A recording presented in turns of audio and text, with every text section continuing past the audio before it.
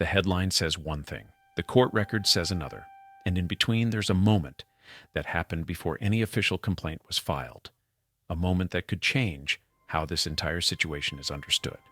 According to newly filed documents, a statement made at a casual lunch may now sit at the center of a much larger legal and public conversation. This isn't about deciding guilt or innocence. It's about understanding sequence, context, and why timing matters more than it first appears. The strongest detail doesn't start with an accusation. It starts with a lunch. According to publicly available court filings, a veteran Hollywood security professional says he attended a post-filming lunch in New Mexico after season 3 of The Cleaning Lady wrapped production in early 2024. Present at that lunch, he claims, were members of the production and the mother of 2 child actors who would later become central to the case. What makes this moment significant is not where it happened, but when it happened. According to the declaration, this conversation took place before any formal complaint of inappropriate conduct had been submitted to authorities. During a discussion about whether the children would return for a future season, the mother allegedly made a heated statement suggesting she would go after Timothy Busfield if her children were not brought back. The security professional states that he personally heard this remark. This detail is now part of the legal record, not as proof of anything on its own, but as context. And context is exactly what both sides are fighting over. Here's where the situation becomes more complex. Authorities later stated that the 2 child actors were replaced with a younger performer who had previously auditioned. From the outside, that could look like a standard casting decision, but within the broader timeline, it became one of several points of tension now being examined. And this leads to the next critical layer. According to the same court documents, the security professional says the children's parents were consistently present on set whenever their kids were working. He further claims that all interactions between the director and the children occurred in open, visible areas, surrounded by cast, crew, and parents. He states that he never witnessed the director alone with the children and described the environment as one where private contact would have been highly unlikely due to constant visibility and proximity of others. That claim matters, not because it resolves anything, but because it directly contrasts with later allegations. And this is where the timeline tightens. Months after filming concluded, law enforcement became involved. Prosecutors alleged that inappropriate conduct occurred during production, leading to formal charges. Those charges are serious, and they are being handled through the legal system. However, according to additional court filings, there is another detail that complicates the narrative. Early recorded interviews with the children reportedly did not initially support the later allegations. Prosecutors state that the accusations were disclosed after the children participated in therapy sessions at a later date. That shift between initial statements and later disclosures is now a focal point of legal scrutiny, expert testimony, and public debate. And before drawing conclusions, there is one more element that cannot be ignored. The accused has publicly denied all allegations. His legal team states that an internal studio review found no evidence of misconduct, and they also claim he cooperated with independent evaluation processes. These statements, like all others in this case, remain subject to the legal process. At this stage, no verdict has been reached. What exists instead is a collision of timelines. A statement allegedly made before any complaint. A casting change. Conflicting accounts over time. And a legal process still unfolding. And that raises a larger question, not about this case alone, but about how we interpret information as it emerges. Because once a narrative forms, it's very difficult to rewind and examine what came before it. Once a public narrative takes hold, details stop being viewed individually. They start being interpreted through the story that already exists.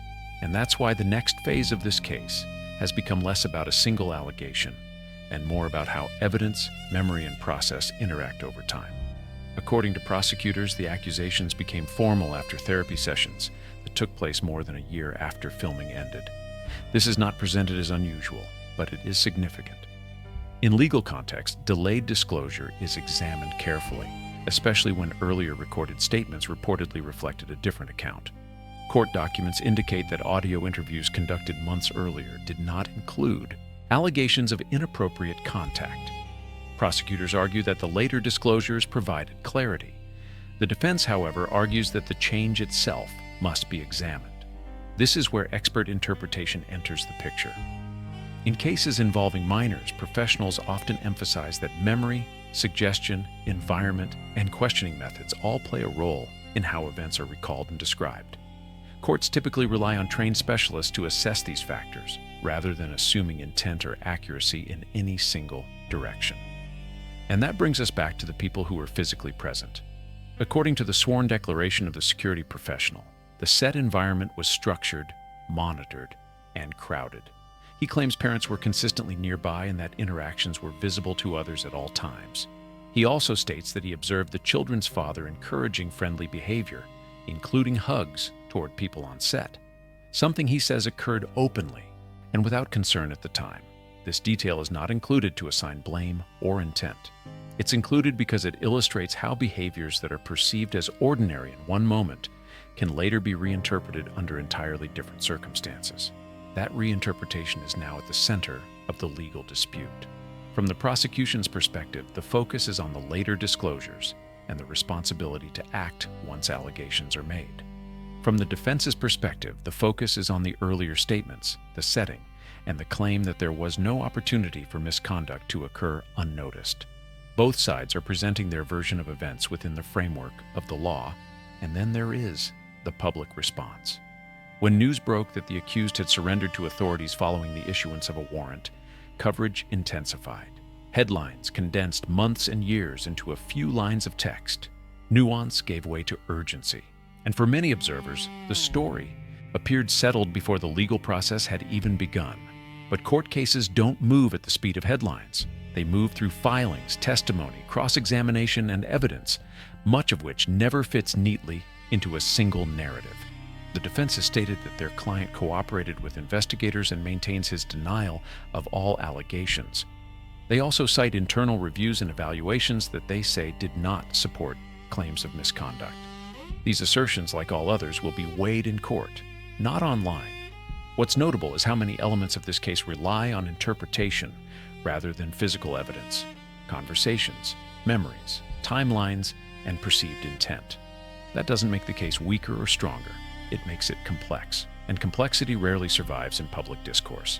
As more documents become available, one pattern becomes clear.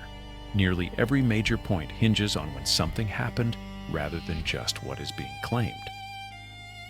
When a statement was allegedly made, when concerns were first voiced, when disclosures changed, when authorities became involved, timing doesn't decide truth, but it does shape understanding. And that leads to a broader issue that extends beyond this single case. In high-profile allegations, especially those involving public figures, there is often pressure to simplify, to reduce events to a single cause, a single motive, or a single villain. But legal systems are designed to resist that pressure precisely because real-world situations are rarely simple. This case is now moving through that system. No outcome has been determined. No conclusions have been finalized. What exists is a process and a public watching it unfold in fragments. And that raises one final point worth considering before we move forward. Once a story is told loudly enough, correcting it, even partially, becomes nearly impossible, which is why courts rely on evidence, not volume. What often gets lost in situations like this is that two different processes are happening at the same time. One is legal, the other is narrative. The legal process moves deliberately. It relies on sworn statements, expert testimony, procedural safeguards, and the presumption that conclusions are reached only after all evidence is examined. The narrative process, on the other hand, moves quickly. It forms in headlines, social media reactions, and public assumptions, often long before facts are fully tested. This case sits directly at the intersection of those two forces. According to publicly available information, the accused is currently being held as the legal process continues. Prosecutors are proceeding based on the allegations as presented, while the defense is actively challenging the timeline, the context of disclosures, and the conditions on set. Neither side is silent, but neither side is finished, and that distinction matters, because when a case is ongoing, information is not static. What seems definitive at one moment may later be reframed, clarified, or contradicted through testimony and cross-examination. This is not a flaw in the system. It's the system functioning as intended. One of the most important elements now under examination is credibility, not in a moral sense, but in a procedural one. Courts assess credibility by comparing statements over time, examining consistency, understanding circumstances, and evaluating expert input. This is especially true in cases involving minors, where additional protections and considerations are built into the process. The presence of early audio recordings, later therapeutic disclosures, and third-party observations means the court is not relying on a single version of events. Instead, it is tasked with determining how these pieces fit together and whether they do so reliably. And that brings us back to the moment that started this discussion.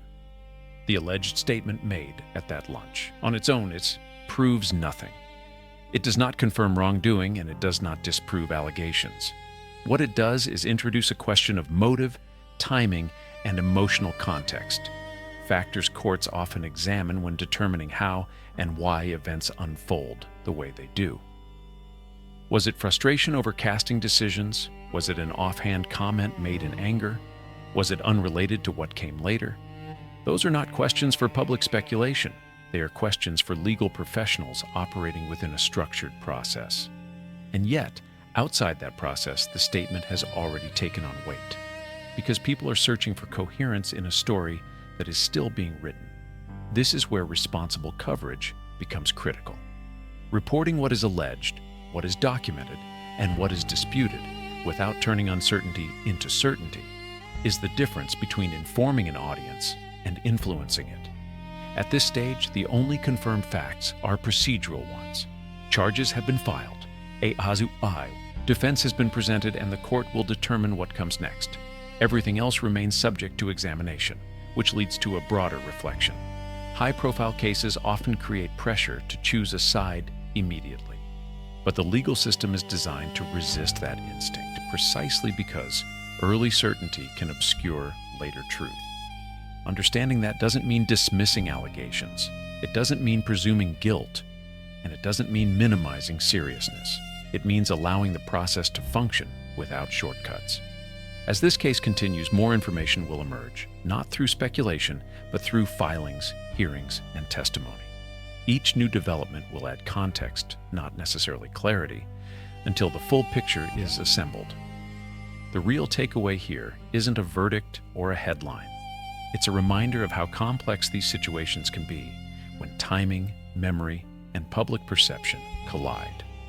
In the next part, we'll look more closely at how courts evaluate conflicting timelines and why early assumptions on either side often fail to hold up under legal scrutiny. That's where the story continues.